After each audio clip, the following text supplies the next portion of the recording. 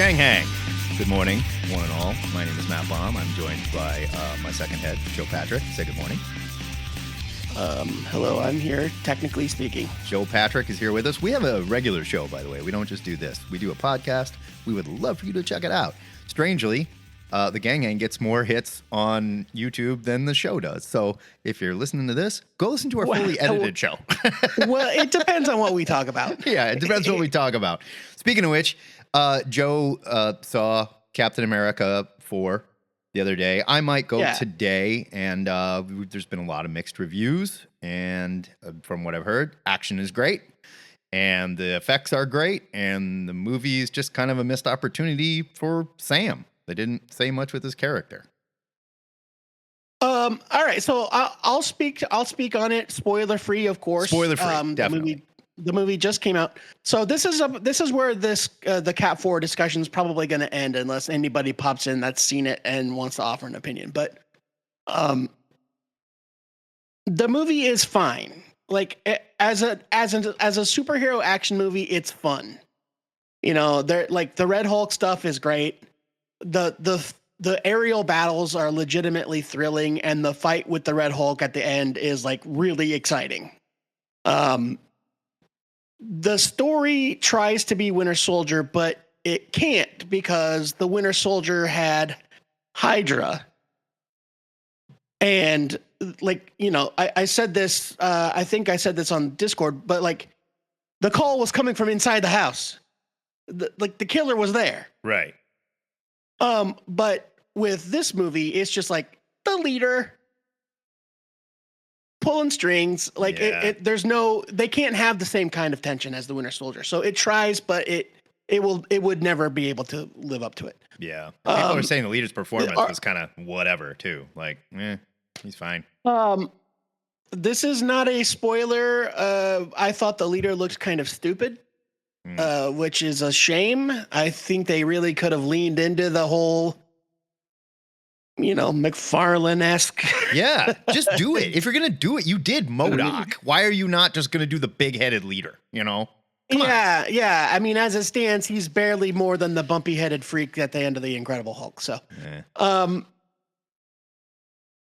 that's all I'll say about that because, you know, it is a reveal when you see him. But I wish he could have looked better. Could they have done more with Sam, said more about Sam stepping into this role? Yes. Did they already say a bunch of that stuff in The Falcon and the Winter Soldier? Yes. Did they probably play it safe because this is the first big screen movie with their new Black Captain America? Yeah. Yeah. That's one of the main complaints I've seen. Is like, you just played it way too safe.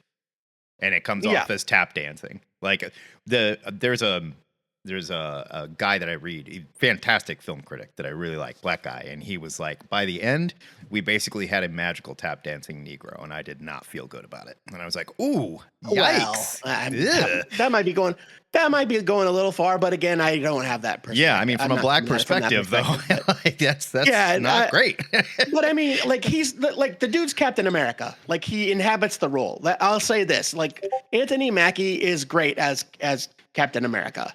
He is. I like the new Falcon. I think the new Falcon's cool. I got nothing against Anthony Mackie. I think Mackie's a great actor. And without seeing the movie, I don't think Marvel has serviced this actor enough to build up to this. Period. It felt that's probably also fair. Yes. There's just not enough. I mean, they did give him a show. But, sure. I mean, yeah. But like even in that show, it's like you had a partner and stuff, and you were doing it, and it was great. Yeah, I really liked the show. For sure. There is a.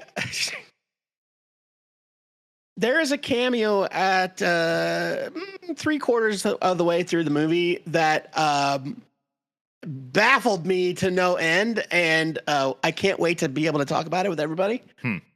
Because I'm not sure how it jives with everything else we know about that character.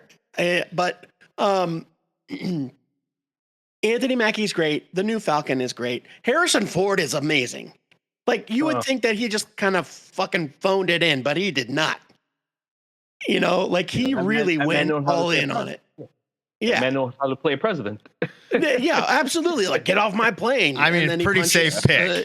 That's one thing I would say. Pretty safe pick for the president. Right. You know? But I mean, it's not like it's not like know. the Force Awakens. This isn't the Force Awakens Harrison Ford, where it's just like. No, I agree. I agree. And we don't need. I'm gonna lay down and let my kid stab me. You know, I think Harrison Ford hated being there for Star Wars. No, I think you're probably right. But he's really good in this. Like, he is dialed in for sure. So yeah, I mean, it's a good time. Do you need to rush out and see it? No. Is it going to save the MCU? No. That's a weird. I don't really view it in terms of, like, I don't think the MCU is in any trouble, you guys. These movies still make $1 billion. I mean, we'll see. But creatively, it's just at a low point. They are at a creative. I agree that they have been at a creative low point. That's what's disappointing. Yeah. But does this bring this? But does this bring the MCU lower creatively? No. No. I have a question for you, Joe, and also more. But I should say the question in regards to the movie. So. There's a lot of people who also say, look, they had to spit this out because it was done. This is like, quote unquote, the last gasp of whatever they were trying to do with the last version of the MCU and the whole, whatever. We're still kind of in the multiverse thing, but in that arc. So whatever, it just had to be done. It's like, it's like a birthday at this point. But, and I kind of agree with that. My question to you, did it feel like a bunch of, on that note, because it went through so many reshoots and all that stuff, did it feel like it was kind of a Frankenstein movie? Like, okay, we were going to go one direction, but then, oh crap, you could tell the team stitching it together. So, I don't think so. Maybe I'm just a simple man. Oh, did you see it, Trevor? Yeah, I saw it yesterday. Talk about it, Trevor. Let's let Trevor talk about it for a second. Like, what did you think? Yeah, Trevor? so no spoilers, Trevor. But are you in agreement with me, or do you have a different take? What do you think? Yeah, I think it was a perfectly fine movie. Definitely maybe like a mid-level MCU movie, but not horrible. I would say the one thing I think was missing was maybe more focus on Sam himself. Like, this is supposed to be his first like leading movie, and it was oddly an Incredible Hulk sequel, and I think they should have gone more into like Sam's personal, like maybe his backstory of like when he got the wings, because we've never actually seen that. Just more about him. Like it was like a Hulk sequel without the Hulk. It was very strange in that regard. I agree. Yeah. And Joe and I, Joe Reynolds and I, who is here with us, talked about it a little bit in more spoilery terms last night on the Discord. But without spoiling the details of that conversation, I will say that I think that they could have done something much more impressive with Isaiah Bradley. Mm-hmm. Tommy, were you going to say something? Yeah, Tommy, jump in here. Yeah. I saw it last night as well, and I think I'm of the other mind when it comes to like reshoots. Like, this felt like the most we'll fix it in post movie I've seen in the MCU so far. Like, the action scenes really could have been placed in a lot of different forms of this plot. And like, touching on the Incredible Hulk sequel aspect, like, it's weird that they're tying so much to a movie that came out 17 years ago that nobody cares about. Right. Yeah. Right. Yeah. They mentioned the battle in Harlem like 5 times. They do. And they actually called out to the fact that it was 17 years ago. And that also kind of illustrates, this is a whole separate discussion that we can pivot to avoid spoiling the movie further. But I see that Joe unmuted, so Joe, go ahead. Oh, sorry, I have a little wind down noise from my bike, but I think the reviews out there are kind of fair. Yeah.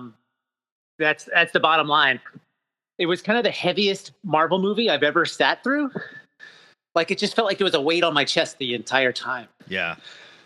It didn't feel good. I read a lot of that too, where it's like, Marvel movies should feel good. It's like you're trying to, it's one thing to have weight to a film and tell a personal story and come across with a message, but this was just weight for weight.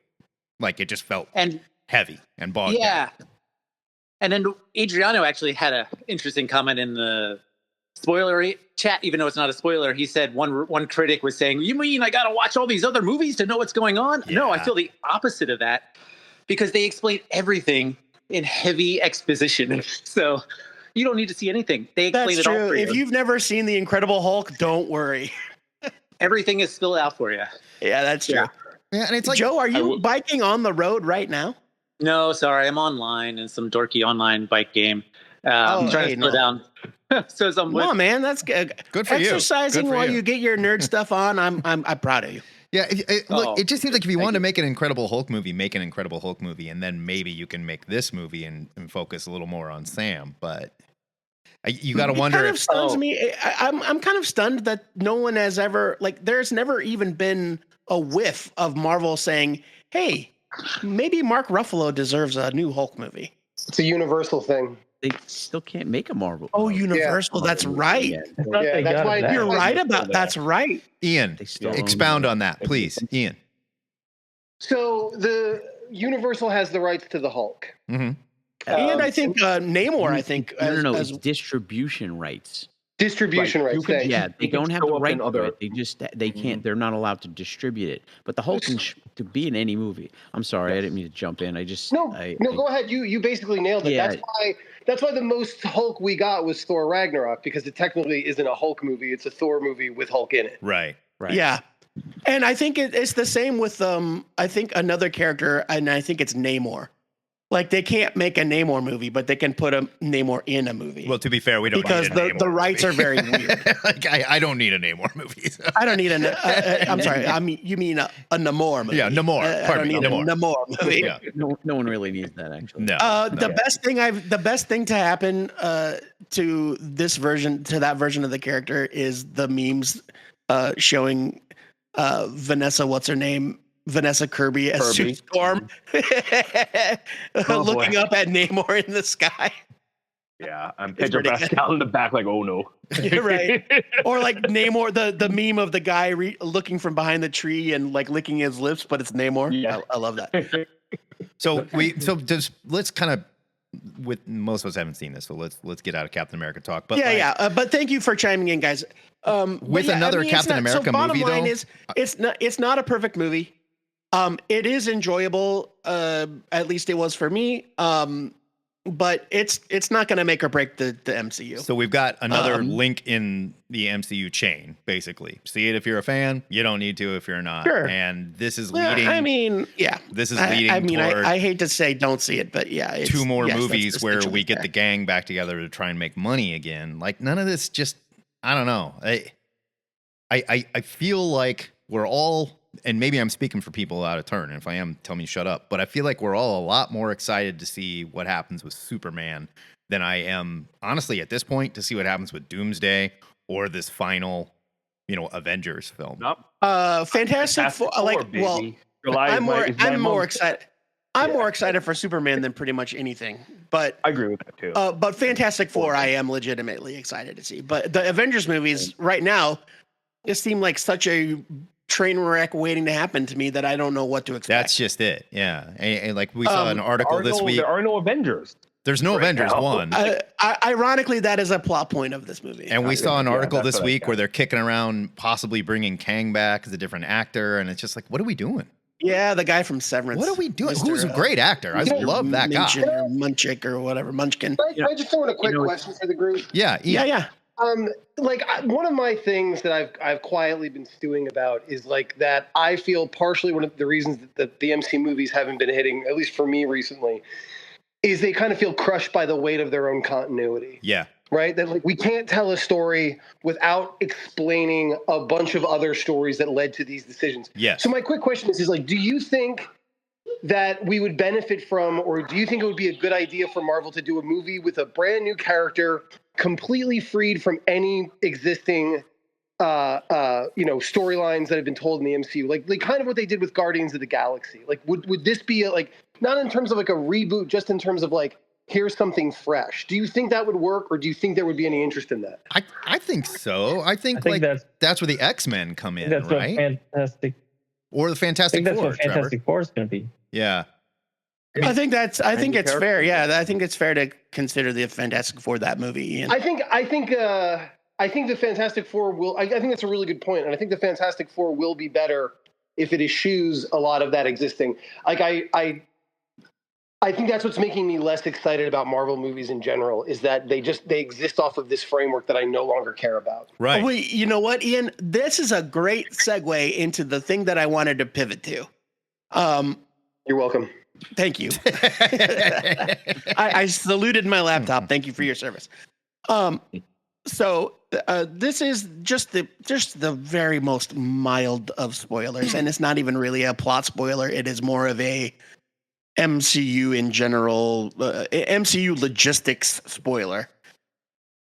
There is a scene where the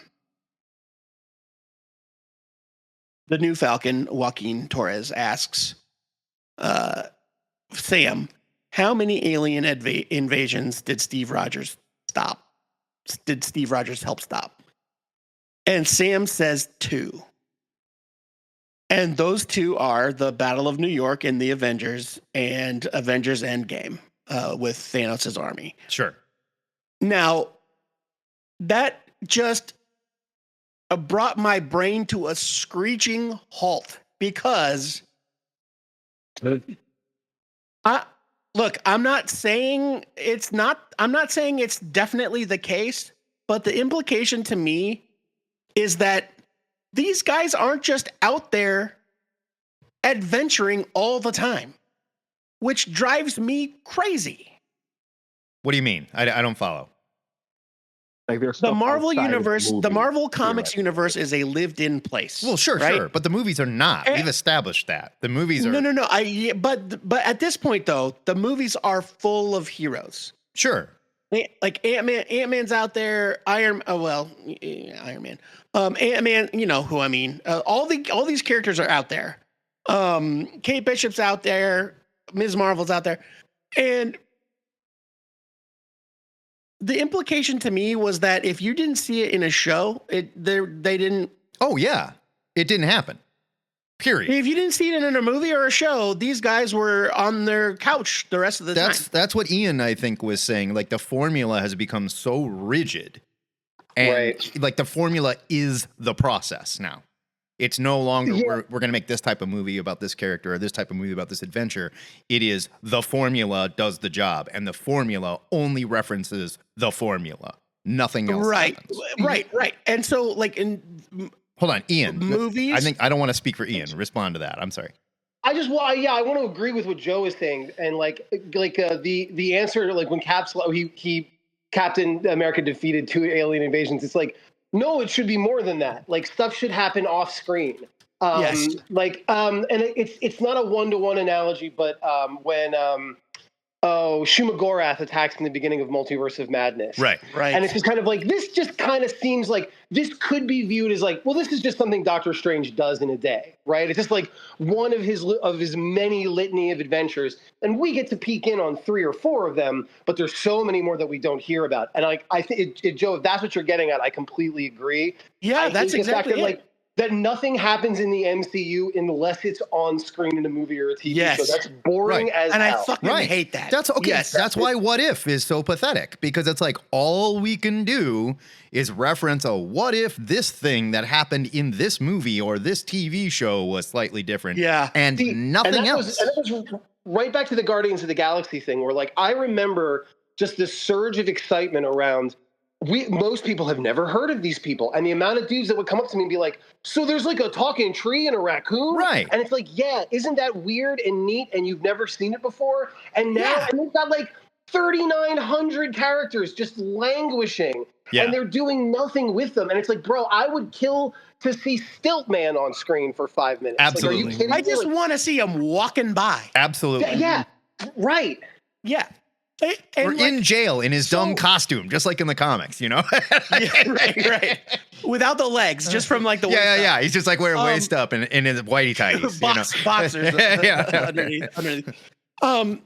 So like I think the closest that we got to this was in Age of Ultron, where they state outright that the Avengers had been off screen taking down Hydra bases. Yeah. When we meet up with them in that first scene with Baron Strucker. And I'm like, yeah, that's great. That's great. I need that to be the case all the time. Yeah, should be. I need to know that Thor is out there swinging his hammer at, I don't know, the world's full of monsters now. So. Well, but not just that. Thor's been around thousands of years, and all we do is reference stuff that Thor did in the last, 17 years, I guess, in the MCU, and that's it.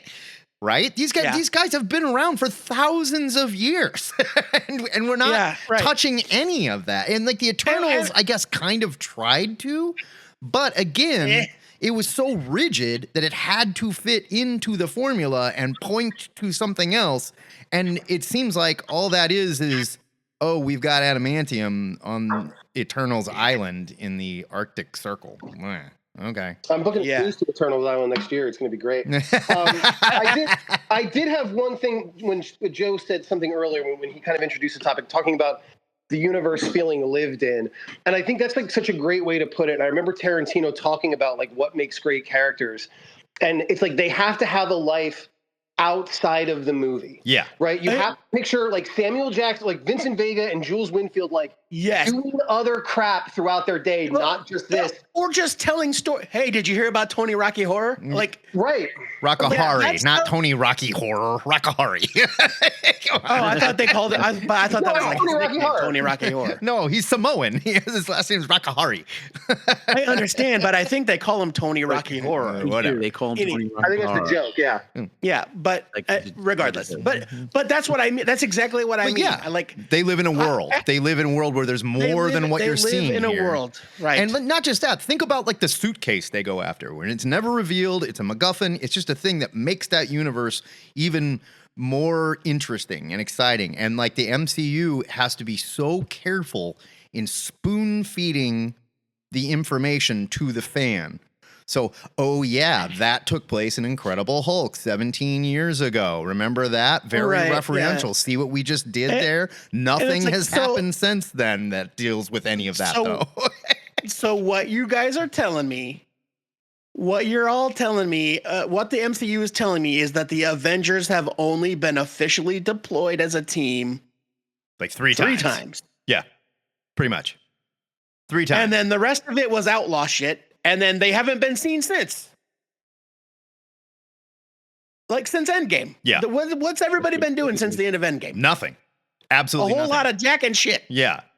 I mean, there was a secret invasion thing that took place somewhere, in there, but we don't talk about that because it failed. Well, we know Thor was sitting around on his rear end playing video games. Yeah, Thor was doing so much nothing that he got fat. He was in a very bad place. Yes, we don't make fun of people's emotional health. But no, I'm not making fun of it. I'm just saying it's perfect. Like he literally was doing so much nothing that he just gained a bunch of weight. Noob Master 69 wasn't going to defeat himself. Okay, I guess. Yeah, I do think. I don't like the idea that it's it's the same with other huge franchises. Like, you know what? Excuse me. Indiana Jones or Star Wars. I know that things happen outside of those movies. Oh yeah. Because we've got books and comics and video games and all of this stuff. And a lot of it is considered canon to those properties. Well, not just that. You've got Indy in the movies, like that time in Bangkok or whatever. Exactly. Just like saying, that he is a guy that does a lot of things outside of. Yes. Imagine if Indiana Jones had 3 adventures. I'm not counting the last 2 movies. He had 3 adventures, and that was it. You've developed nothing for that character. It's like he got lucky, I guess. He's not, right? Like when he came into it, the very first scene in the movie, this is an established character that has done this shit, knows what he's doing. He's in the cave. He's checking boot. You're like, there's history there. And a lot of what's going on. Oh, right, because he knew Belloc. Like Belloc was a dude that he knew. They knew each other. They've gone through shit. You just gently fleshed out a universe literally without telling us anything. What was the movie? Which one was the one where was it The Last Crusade? I don't know. Where give me more than this. the guy catches up with they cut to present day Indy and it's raining and the guy, like, he's been beat up and the guy's taken the artifact back from him and he's like, it belongs in a museum. But like that kind of shit.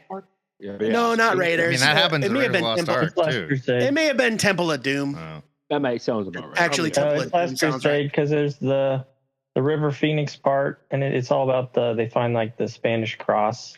The cross, yes, then it's it- the Yeah. cross. It's the Yeah, cross. But it and was then young Yeah, Indy. that's- Yeah, it was young Indy, and then it Yeah, flashed. but they flashed to present Indy. Yeah, And some villain has stolen the cross back. right. And it's like, Yeah. well, yeah, Indy knows this guy. He's like, this has been a struggle, you know. And I where is that? Where are the state?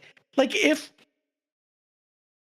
I know that, I know that Tom Holland is not like sitting on his Peter Parker is not sitting on his ass all the time. He might you be. know, Maybe there's nothing until his going phone on. rings. According to the rules, Joe, no, he's not doing anything.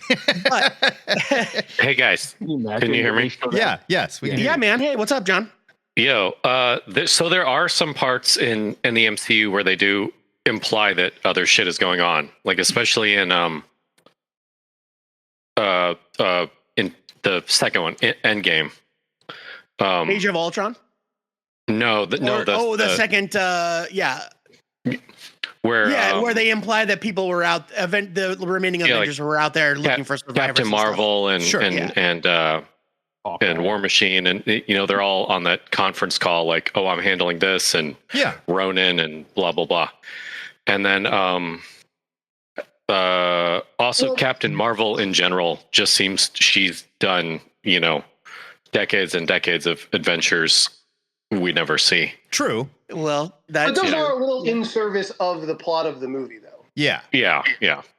I would say entirely superfluous, but can I go back real quick because I have to unburden my brain with this thought.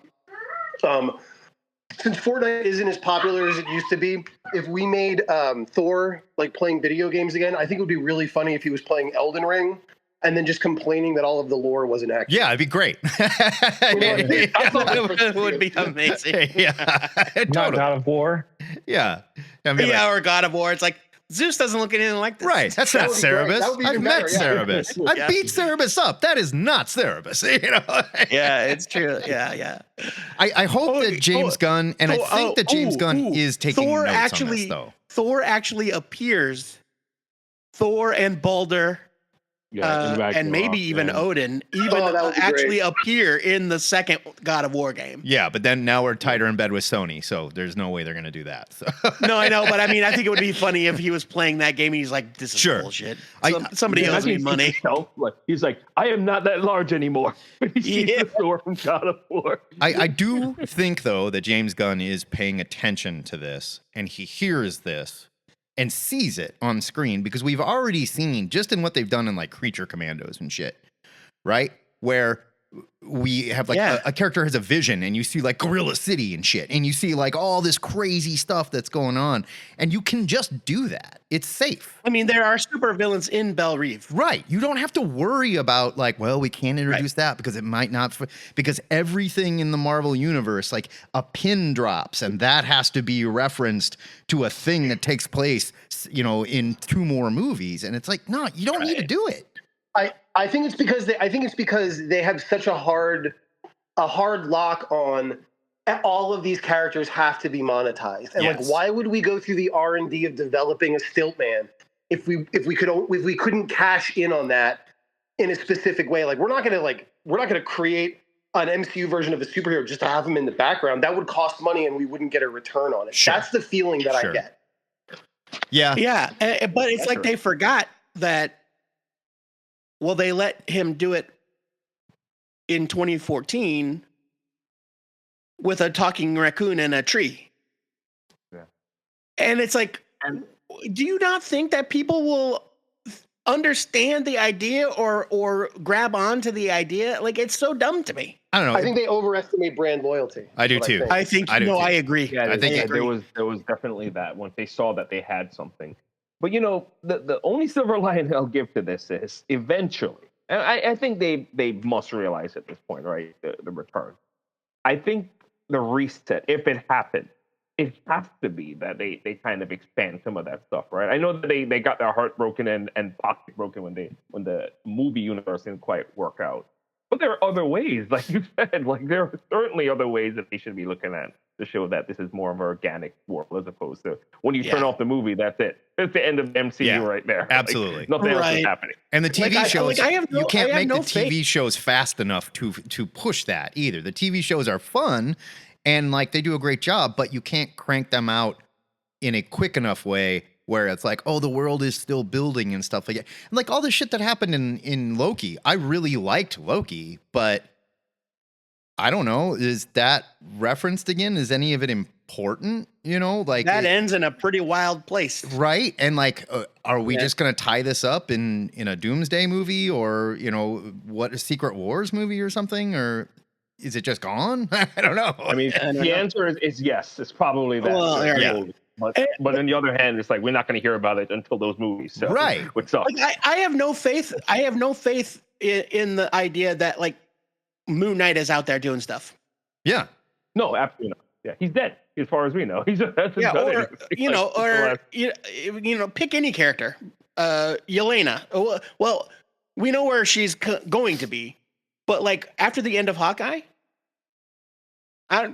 what was Yelena up to? Probably not much. Took some time off. I don't know. She went and played video games and gained weight. I will be completely demoralized if next time we see Tom Holland, like after that last swing and whatever the when he gets his homemade suit, that we find out, I just gave up being Spider-Man until this movie. Right. Like, no. Yeah, that was my chance. I got out. I need to. Yeah, I need to see that he has made a life for himself, that he's trying to make it work.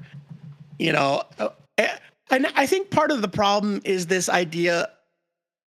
They're sort of stuck with things happening in real time, which has to be difficult because you can't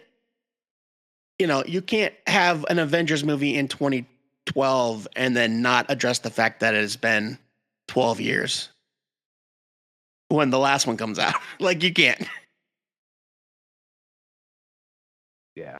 But it's silly because if they were smart and they have all these age gaps and people aging, they would just play it into the story. But it's true. It's true. Not part of the framework.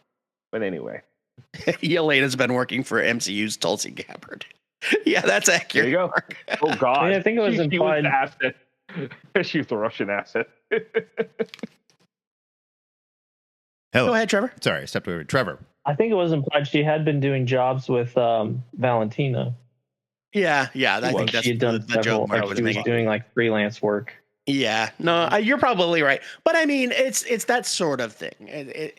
Like the idea that and I want to go back to your original point. I think, this movie I think implied that even Joaquin and Sam had several missions together that we never saw. I think it's going to like the Avengers level threats that is what we only see in a movie.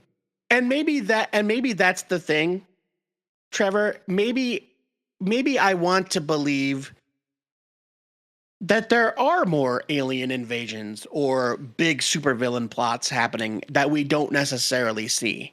Like I would be fine with that, with hearing about that sort of thing after the fact. Like you can come up with a story about I don't know, the Fixer or the Mad Thinker or whomever coming up with some weird plot to take over the government and such and such heroes shut it down. Like, do that. Do you think they should have more supplemental material, like a comic label that's just MCU I stuff? do not. No, I don't think they need Marvel to do that. has shown that they are not good at doing books based on their own. And I don't want that. I think film properties. They just really missed, and they really missed a chance with What If. If you want to do a What If, fine. But I think the animated thing, right, that DC is leaning into, where there will be animated projects, there will be live action projects, there will be television and movies, right?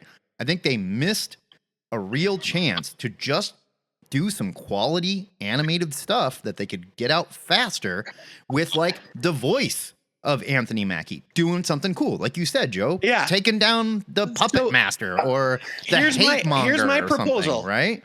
Instead of more What If, make a new show called Marvel Tales. Sure. Which is the name of an old Marvel comic book, and it can be an anthology show where every episode is here's an adventure with a handful of characters stopping a villain. Yeah. Yeah, Alpha Flight with Star Wars. Alpha Flight's in this one, or like I don't. Yes, it seems like such a squandered opportunity that like the What If show should be like the farm team for new Marvel characters, right? And then like if you're pretty popular but not like you didn't set the world on fire, maybe you get a TV show. And like, we put Ghost Rider in this one episode of What If, like what if Doctor Strange became Ghost Rider, and like it just blew up. And all right, well, we got to do a Ghost Rider movie now, right? It just kind of seems like you can just put these things in animated series and What Ifs, and then if people respond to them, like, well, let's just develop this character further. Absolutely. I mean, I'm sure I'm not that smart, but it just seems like a great way to showcase 4,000 characters they have. Right. Absolutely. Yeah, and there has to be a way to measure that response, right, Ian? Like, there has to be a way for them to say, oh man, like I know that the next episode we did was about Razorback, but fuck, why can't I think of literally any character? I don't know. That Pace Pot Pete episode, people are really into it. Yeah. The Trapster. Yes. Yes. Pace Pot Pete. Now I'm thinking Night Thrasher. There, I got it there. I'm thinking about a Superior Foes of Spider-Man show directed by Adam McKay or something. That would be great. Yes. Right. Oh my God. Yeah. It just seems like we got away from that idea of like we're telling certain types of stories to we are telling formulaic links in the MCU chain only. I still think that they got, like in their own mind, I'm saying that's the case because of the lackluster response to those television series and, the basically getting torn apart from different aspects, including financially and critically. Right. Because it's a shame because there was some really good stuff. Like, I still think that Werewolf by Night is probably the best idea of the concept Hands you guys down. are talking about. Yes. And, a feature presentation and stuff like that. Yeah. And I hope they do it like with the animated. And I get some embarrassed and they're like, dollars and cents. We can't do this because it's not making us money. And I think that's ultimately why they're scared right now because they're like, oh crap, 100% right. In the critics and we lost money. Okay, let's just play it ultra safe. We'll just do everything in the movie. It becomes that this is what they're doing. It's too big to fail theory, right? Where like, we're too big. Now we got to play it as safe as possible to stay as big as we are. Like we can't possibly do anything that would cause us to fail. We're too big. Absolutely not. Wooly Toots over the past couple of days has posted a couple of times about how he wishes Marvel would go back to doing things like the Epic imprint. Yeah. Which was a line of adventure books, sci-fi, fantasy, maybe even potentially some superheroes, but that were for grown-ups. Steel Grip Starkey. He was a superhero. Adult. So like Matt. Yeah, Steel Grip Starkey. Not necessarily R-rated, but like not for kids. They were adult, not pandering to children. It was adult stuff, no question. But I mean, some of it was R-rated, I suppose. Yeah. But not necessarily like Marvel Max level, like Punisher Max. No. It wasn't marketed the same way that they were marketing the Fantastic Four. It was marketed to adults that are looking like not necessarily for like a heavy metal experience, but for a more adult storytelling experience. That is mature themes, right? And completely removed. Don't worry about it. You don't need to know what Wolverine was doing to read this book or whatever. This is a totally different character in a totally different world where the artist is free to do what they want. And like Epic was a huge hit back then. There were Silver Surfer books stories that came out from Epic that are celebrated, right? So. He says, Toots says, Marvel's too scared to do something like that. And fear does not enter into the equation because I guarantee you, if they thought for a second that there was money in it, we would have Epic. Absolutely. And that's it. Absolutely. It's not fear. It's Everything is driven and by it's the same with Disney. We would have them. Yeah. We would have a Marvel Tales show. We would have more special presentation, live action one shots. We would have all of these things that the fans say that they want if Marvel thought that they could profit. Yeah. There's no excuse not to have a kick-ass Halloween special every year that focuses on one of the Marvel supernatural characters. And if it takes off, great. Do something with it, But Kick-Ass isn't even in the Marvel universe, Matt. Yeah. Quite honestly, I would have preferred a Moon Knight one-shot Halloween thing in that same spirit of Werewolf by Night instead of the Moon Knight series that we got. Moon Knight versus Werewolf by Night. That's what I was about to say. That would have been a perfect introduction to Moon Knight. Right. And just give us this short, oh my God, it's brutal. He fights monsters. Holy shit. This is super horror driven. And did you like that? Okay. Here is more. But instead, we got a show that was almost there, and then it just leaned so far into really weird, Egyptian god stuff, playing it safe, sort of Thor style, and the hippo lady. Yeah, and you just got away. We all love the hippo lady. And you introduced the idea, he does have 3 personalities, but we're not going to really do anything with it, and maybe we'll never see it again. We're also never going to meet the third one. Right. Of that one scene. Don't forget the part where we skip over the friggin' action scenes. Yes. Oh, yeah. Where the camera just goes away and you hear things getting beat up, what are we doing? Yeah, we've all been to see a Jason Statham movie and be like, boy, I wish I could get back to the plot and acting. This action is so dull. Right. and so I think as far as the shows are concerned, I know that in a lot of these cases, the shows are planned as basically really long movies, but maybe it would have been better for them to treat them more like the Netflix shows were treated and do longer seasons, where you can space out a story and maybe do a one-off episode. Daredevil Born Again is coming soon in 2 weeks, and it's 18 episodes long. Yeah, I'm really curious to see where they go with this, because right now, especially with this Captain America movie, I some of the feelings that I had for this were similar to when we knew DC was ending their cinematic universe and getting ready to start a new one, and we just had to get these last 2 movies out, and there was just no emergency to see Aquaman 2, whatsoever. And I don't know, Daredevil feels like a chance for them to be okay, we've heard everybody. And we are course correcting. We do have a showrunner with an idea that is going to push an 18 episode story. Imagine if Echo was 18 episodes. I would have drowned myself before I would have watched all of it. But what if Echo was 8 episodes? Mark points out, if it was 8, it would be still too long. They could have actually developed a. Sure, if you have a showrunner, you've got a showrunner, and you've got a story, right? Instead of just whatever we decide. I understand that maybe Echo's not the greatest example, but the point is, Mark points out quite rightly that some of those Netflix shows suffered from being 12 episodes when 6 would have sufficed. Yeah, but a lot of these shows also feel way too quick at 6 episodes. So there has to be a middle ground. Well, I think they suffered from not having a singular idea. They suffered from not having showrunners, artists coming in. And that was something that they supposedly corrected before the last show, right? Yeah.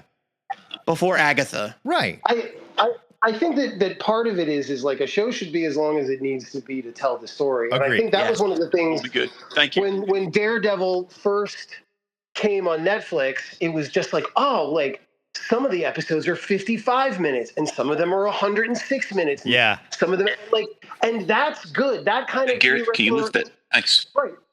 But now I think, now that we understand or I guess the companies understand their streaming algorithms better, it's no, do 12 episodes because that means all the nerds are going to watch it because they have to. Right. And that's streaming minutes viewed that we can use to justify upping our plan prices or bringing in advertisers. Sure. And again, it just goes back to this thing that the whole artistic integrity of the thing has been spoiled by just like, well, no, you need to do this because it makes us more money. Right. No, I definitely agree. And if you look at a show like The Penguin, for example, right? Like, look what they did with that show. This is a show, like, on paper, when we heard about it, we were all like, do we need that? Like, I don't know. Is that... And not a moment was wasted. Right. Literally not a moment wasted. And you told a very character-driven story by one singular, showrunner who said, this is my idea for this character that I couldn't get this stuff in the movie. And I need to tell this story because it's so good. And Jesus Christ, it is a crime epic. It won awards. He got a Golden Globe for like best actor and shit. You can do that. You can do that when you let a good creator work. But right now, Marvel is so caught up in being careful and being too big to fail that it's like we can't trust any creators. We got to get them all in a room and pluck out the single best ideas we think will test best. And we'll take no chances whatsoever, right? And that just feels like they're not taking chances. To play devil's advocate a little bit, and I'm not saying that just because of the Mephisto graphics going on in the chat.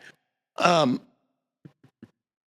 if, comics, much like the DCEU, Marvel is like, well, look, we had X amount of stuff planned, and we need to course correct, obviously, because Jonathan Majors forced our hand. We need to course correct. And so they've got a new phase coming up. Cap 4 was the last movie in phase 5, right? Or phase 4? Who knows? Whatever. Phase 4. Phase whatever. 4, I think. Phase Upsilon. Yeah. And we've had the shows, right? And we heard them say, you know what? Yeah, showrunners were a good idea. We should have been doing it all along, and we're going to be doing that going forward. But we haven't seen any of that stuff materialize yet because none of the shows are out. I mean, maybe Agatha, but nothing before Agatha. So hopefully anything that comes after this point will be better thought out. I hope so. Yeah, I truly hope so. And maybe the next phase of movies, maybe there's an actual plan. That would be nice. I feel like they're kind of telegraphing that to a small degree just by bringing the Russo brothers back, right? Like, totally. Hey, you remember when this worked? Let's do that again. Yeah. Right. But even that, things just need to connect. Things just need to connect so they feel like they matter. Like going back to Moon Knight, where it's like it's often its own thing, not touched by anything else. And that's kind of where the issue with the last couple phases, where they just did so much so fast and nothing mattered. Nothing connected. Well, and then when they did connect it, it was by such a small connective thread that people scratched their head and went, what? Where somebody says the word Avenger. Right. And you're like, wait a minute, what? or like, remember when our apartment got trashed? Right. When that shit happened? Yeah, I do. Or it was too much, like in the Marvels, where you had to watch like 3 shows in a movie to understand what was happening. Yeah. Yeah. It was But that's why, for my money, WandaVision aside, which is a masterpiece, except for the very, very end. my favorite Marvel show is Hawkeye, because it matters. The things that happened before matter. You don't need to know everything that went down with Clint Barton. You just need to know that Clint Barton is Hawkeye. That's it. And they fill you in on the rest. Yeah, I don't disagree. I think Hawkeye did a really good job of like, this is Clint's world. Like it furthers the plot because Kingpin and Echo. Yes. And I don't while I don't love him having a family and stuff, they played it well. It worked in the larger story and whatnot. And even like Winter Soldier and Captain America did a pretty good job of like, these characters have other lives and stuff going on and they got to work together, But it just like never got there in the end. I mean, to its credit, it did introduce the new Captain America. That's it. It did, but that's all it did. And it did so with one speech in the end. And it's like, you needed to get to that point faster. You just needed to get to that point a hell of a lot faster. And you can't just do that. Very mild spoiler he gets a movie. Cap 4 is that we don't need to spend an entire 2-hour movie hemming and hawing about whether or not I'm worthy of being Captain America, when I already came to terms with that bullshit. Right. In my team up show with my buddy. Right. But at the same time, we're going to play it very safe because we don't want to piss off people who think it's going to be too woke and not woke enough. We'll just walk right down the middle and play it very safe, and it'll be an action film. Anyway. I think and we've kind of danced around this, and if anybody has outright said it, forgive me, but I think the worst thing that Marvel has done creatively is act like it matters. Act like that they have to cater to people not seeing everything. Just who cares? Yeah, I agree. Who cares? I agree. And I think that's why a lot of us got so excited when you see a Superman trailer where he's bopping around and there's just all these characters that Metamorpho is there. Right. Unexplained. There's characters that are just there. And not in a way that like they did in like Black Adam, where the characters were there, but it's like, who the fuck are these characters? What are they fucking doing? Why are they like that? Like, look at what works in Marvel Comics. Hell, look at what works with DC Comics. Sure. Act like these people live in a world together. Right. They know each other. And stop and stop assuming that everybody will be lost if they haven't seen every single second of every single thing. Right. Anyway. It's I also feel that they need to start making better choices with directors, or maybe not make better choices, but I think what they need to start doing is they need to start respecting the directors they hire more. Because yes, but they have bad luck with directors in that regard. Trust them. I don't think it's bad luck. I think it's them. I think they hire people like Nia DaCosta and this Julius Ona guy because they've done smaller films that had some critical regard. And you're like, yes, you have a vision. You know where to put the camera. We like you. Come in here and then direct these 3 scenes around the big CGI stuff that we already have planned. And like, no, don't do it like that. Do it like this. Like, I just feel like, again, like going all the way back to Ant-Man. I just, like, as much as I thought the Ant-Man movies were okay, man, a fucking Edgar Wright Ant-Man movie would have been amazing. Absolutely. Right? Yeah. No, this is a dude who loves the character and wants to do stuff with the character. And those, like, they either need to hire directors and let them do what they want to do and trust them, because that's why they hired them. Right. Or they need to hire bigger name directors that aren't going to put up with studio influence and just pay them to make better movies. Right. Right. It's like you bring in the bowling pro who is absolutely kick ass, and then you put the gutter guards up so he can't not get a strike. Like, why don't you trust him? Or he can't. The gutter guards are in the way of him doing his hook shot. Right? Like Chloe Zhao. That's another good one. Yeah. Like they hired her to direct Eternals. That movie should have been amazing. And instead it's like, it's fine. Whatever. It should have been Chloe Zhao's Eternals. Yes. It was instead Eternals by Marvel Studios with a pinch of Chloe Zhao seasoning on top. And exactly. Yeah. Exactly right. It should have been the most far out, bizarre, psychedelic shit. Like, take a chance. Go crazy. You think you wanted to do weird, formless CGI mud monsters for the villain? No. Absolutely not. Right. Yeah. And it's playing it too safe. They're so big that they're so afraid of upsetting anyone that all you can do is be as safe as possible. And you are now the Taco Bell of Mexican food. And I know I use that as a metaphor a lot, but like, think about Taco Bell. You can go there and say food, and it will not be offensive. It will be mediocre. It will be salty. It will not be too spicy, too sweet. It is midline all the way. Marvel.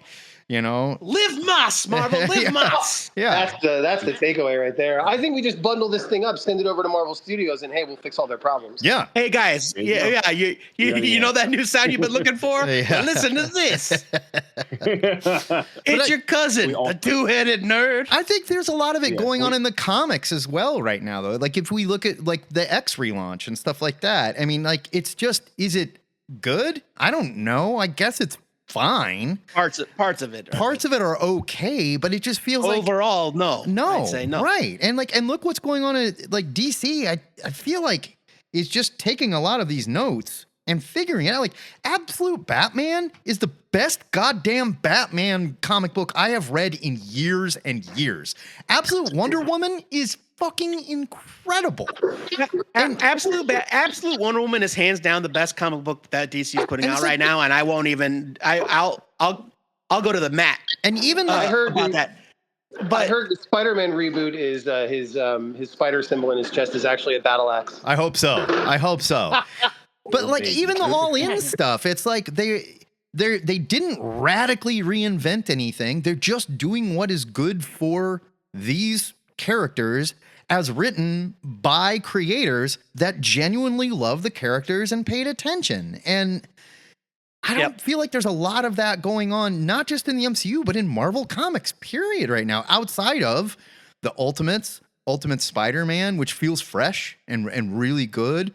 You know, like I think this Doomsday stuff is probably going to be fun, but ultimately we all know where it's going to go, and it'll be fan service. Yeah. Yeah. Yes.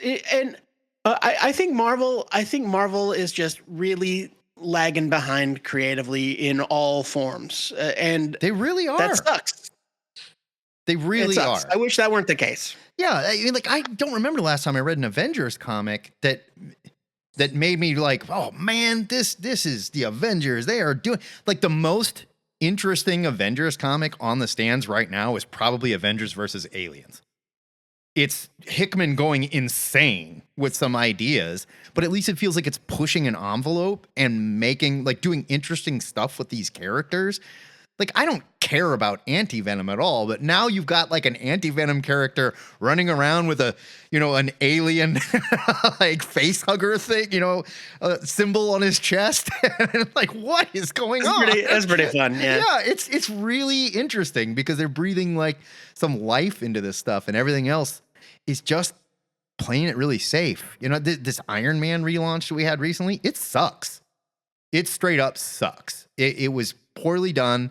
It was another like Iron Man versus Armor Wars, and he's gonna take on Roxxon again for 2 issues, and who cares, because nothing really happening came out of it. And his armor looks like it's made out of garbage, right? And I don't know, which I think is cool for reasons I've already expressed. It just doesn't it does feel like goofy. We're doing a lot of interesting stuff in the Marvel universe right now. It feels like they're marking time and playing it very, very safe.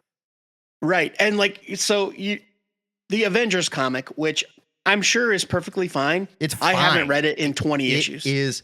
It's so just like borderline. It's not borderline. It's fine. It's safe. Yeah. It's C. It's a C. Right. It's flashy. The art is great. Sure. I love Jed and that's McKay. What happens when you try to make all of your books the same tone as your movies. Yeah, like if you squint, you know what? It's an X-Men book. If you squint, it's any other popular Marvel comic book. They call that corporate synergy. Yes, they do. And Matt and I have pounded this drum over and over and over. It's okay to have an Avengers book where sometimes the Avengers fight the Grey Gargoyle. Right. Yes. Or Terminus, which is a giant alien piloted by weird bugs. Sure. Or just Hydra, or just AIM, or like what, MODOK shows up and he's a threat or some shit. Like Master Pandemonium. Every issue now is like new, crazy, powered up, godlike bad guys who sort of look like other characters, and like also now could be very interesting. Used to live in the husk of a. They used to live in the desiccated husk of a dead space god, but now they live in a floating city in space that's alive. And it's like, can't they just live in the house in New York? Right. Please? What's wrong with the mansion? And the same with the X-Men. It's like, I get it. Like this X-Men, I'm not saying like, just go back to John Byrne and Chris Claremont's X-Men. God damn it. I'm not saying that, but like, one of the major complaints with Krakoa is we got so far away from what the X-Men were, and now we're just sort of marking time with X-Men all over the place, just sort of doing stuff and feeling kind of directionless. That's why I think Uncanny X-Men is the best of all of them, because it does feel I fell off. I've fallen off. It feels kind of like the Outback era of X-Men, where they're building new lives in this weird remote place. They're meeting new people, new characters. Yeah, I don't know. It's good. It's fine. I'll say that. It's lost me in the last crossover. The crossover tie-in issues were not great. No, but all of the other issues are pretty good. It feels like Brevoort's big idea was let's come in and just play it safe and mark time until we have a better idea. That's what it feels like. I will say the art in the most recent issue of Uncanny X-Men is awful. Same with the Avengers. All the Avengers books. Thor is still very interesting, and it's a well-told book, but it's not paying attention to anything else. The Hulk is still a very interesting and well-told book, and it is because it's completely removed.